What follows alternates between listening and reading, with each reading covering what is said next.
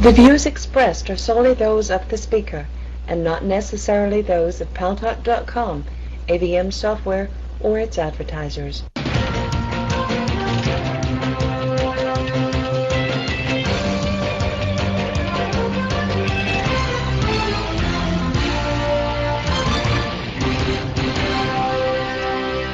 News Talk is online. News Talk Online is a production of Paltalk.com, the largest multimedia interactive program on the internet, on demand on iTunes and on YouTube, and on my blog, GaryBaumgarten.com, where you are encouraged to post your comments, whether you agree with yours truly or not. And thanks to our good friends at CRN Digital Talk Radio, we're syndicated across the United States into 12 million additional households. I am your host, Gary Baumgarten. Welcome to the show. Well, you know, the Pentagon report that was released just, I think, last week or earlier this week was pretty disturbing when it comes to our returning combat veterans. It finds higher divorce rates among active duty soldiers and Marines. On the forefront of this issue, that of helping our returning veterans, has been the Iraq and Afghanistan Veterans of America, which believes the numbers are reflective of the burden of multiple tours and underscores the importance of addressing the mental health injuries of returning vets. Joining us right now to discuss how family members are affected when their loved ones are sent out to war is IAVA's Tom Tarantino, who speaks from personal experience. Sadly, he went through a divorce right after returning from several tours of duty, a tour of duty in Iraq.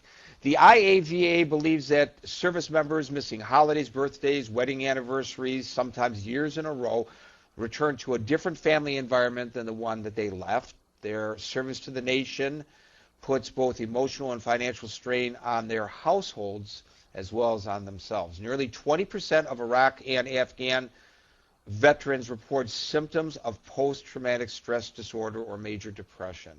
Nearly 20%.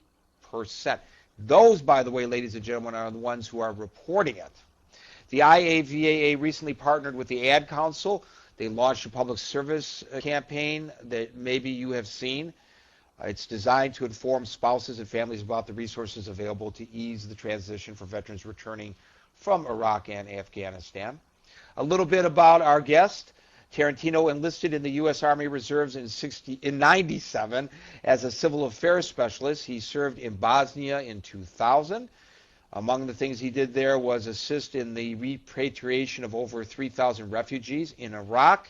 In 2005, he served as both a cavalry and mortar platoon leader with the 11th Armored Cavalry Regiment.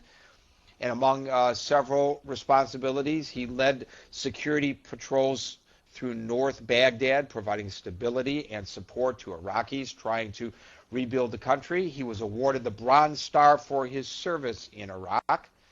Most recently, Tarantino was stationed at the National Training Center in Fort Irwin, California, where he trained troops preparing to deploy to Iraq and Afghanistan. His media appearances include Fox News, CNN.com, and CBS Radio. He has testified before Congress on topics including the cost of the wars in Iraq and Afghanistan and the economic difficulties many returning veterans face. Tom Tarantino, welcome to News Talk Online on Paltalk.com. Thanks, Gary. Thanks for having me this evening. Well, thank you for joining us, and I want to start by thanking you for your service to this nation. Tell me, Tom, if you don't mind, a little bit about how your multiple tours of duty in Iraq obviously adversely affected your personal life. Well, I mean, I had one tour in Iraq. In my 10-year military career, I did deploy twice.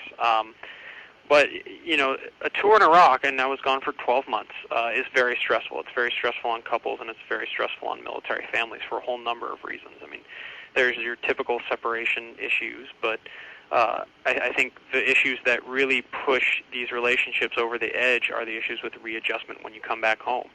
Anybody who's spent a little bit of time as a leader in a company-grade officer or NCO position sees the effect that it has on their soldiers and their soldiers' families. I think, you know, my own personal experience is a bit odd. My wife chose to leave the day I got home, I think that she was looking forward to dealing with some of these issues as I was coming home, and just didn't feel she was up to that. And I mean, it was a bit traumatic, but I mean, my case, while a substantial bummer for me personally, was nothing compared to some of the things that people go to, especially when you have children or you have, long-term relationships. Well, yeah, except you come home, and the day you come home, you expect your wife to be greeting you at the base, love, hugs, kisses, honey, I've missed you so much. Instead, she serves you divorce papers. Oh my God. I don't know the lady, but how cruel can one be? Yeah, it was a pretty serious gut punch. But these issues, when we talk about people coming home from war, everyone has this sort of mental image in their head, this sort of movie image where it's a big hug and a kiss and everything's happy because you're finally back together. And anyone who's done this knows that's just not the case. Even in the best of relationships, there's a lot of strain being put on it. There are a lot of roles that get changed when you're deployed.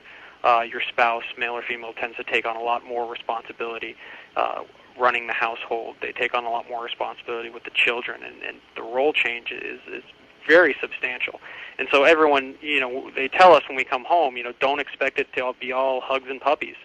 There's going to be stress, there's going to be issues, and on top of that, you're going to be dealing with, your mental health issues and issues of readjustment from combat back to garrison operations, or in the case of the National Guard and Reserves, combat to civilian life, which can be much more serious because they don't have the support structure that we had in the active duty.